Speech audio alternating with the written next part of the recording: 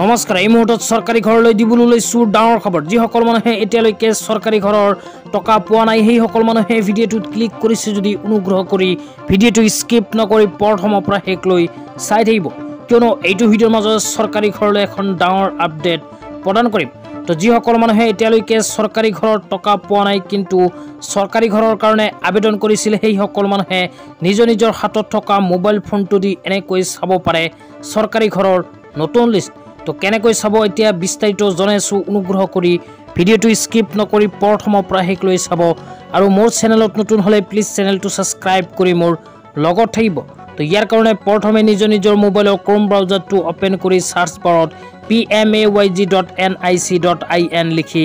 search কৰি দিব তো সাৰ্চ কৰি দিয়াৰ লগে আপোনালোকৰ মোবাইলত অফিচিয়েল ৱেবছাইটটো এনেকুৱাকৈ ওপেন হ'ব ওপেন হোৱাৰ পিছত আপোনালোকে ৰাইট সাইডত চাব পাৰিব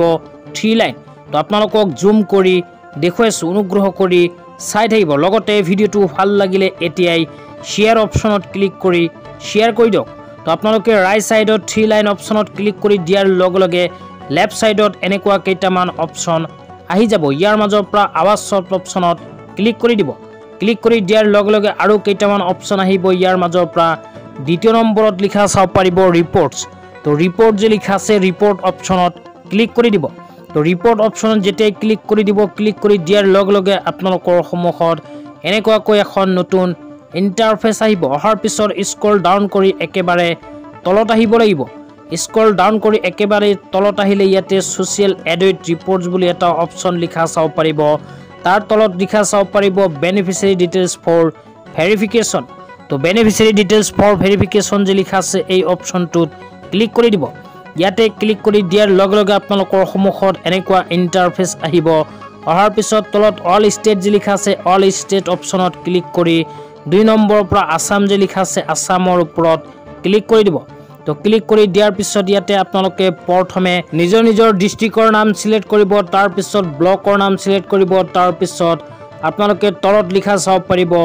ইয়াৰ তো ইয়াৰ অপচনত ক্লিক কৰি কোনটো চনত চৰকাৰী ঘৰৰ কাৰণে আবেদন কৰিছিল সেই চনটো ইয়াতে সিলেক্ট কৰিব সিলেক্ট কৰাৰ পিছত তলত প্ৰধানমন্ত্ৰী আৱাস যোজনা গ্ৰামীণ অপচনটো ক্লিক কৰি অকমান স্ক্ৰল ডাউন কৰি তলত আহিলে চাব পাৰিব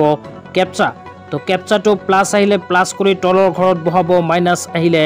মাইনাস কৰি তলৰ ঘৰত বহাই সাবমিট যে লিখা আছে সাবমিট অপচনত ক্লিক কৰি দিব তো সাবমিট অপচনত যেতিয়া ক্লিক কৰি দিব ক্লিক কৰি দিয়াৰ লগে আপোনালোকক দেখুৱাইছো আপোনালোকৰ সন্মুখত এনেকুৱা ইন্টাৰফেস আহিব স্ক্ৰল ডাউন কৰি অকমান তলত গলে ইয়াতে চৰকাৰী ঘৰৰ নতুন লিষ্টখন পাই যাব তো এই লিষ্টত যি সকল মানুহৰ নাম অন্তৰ্ভুক্ত হৈ আছে সেই সকল মানুহে যদি এতিয়ালৈকে চৰকাৰী ঘৰৰ প্ৰথম কিস্তিত টকা পোৱা নাই তেন্তে অতি সোনকালে লাভ কৰিব চৰকাৰী ঘৰৰ টকা লগতে যি সকল মানুহে চৰকাৰী ঘৰৰ প্ৰথম কিস্তিত টকা ইতিমধ্যে লাভ কৰিছে সেই সকল মানুহে অতি শীঘ্ৰে চৰকাৰী ঘৰৰ দ্বিতীয় কিস্তিত টকা লাভ কৰিব তো আজি ইমানে ভিডিঅ'টো চাই কেনে পালে নিশ্চয় কমেন্ট বক্সত কমেন্ট কৰি জনাই দিব লগতে মোৰ চেনেলত নতুন হলে চেনেলটো সাবস্ক্ৰাইব কৰি মোৰ লগত থাকিব তো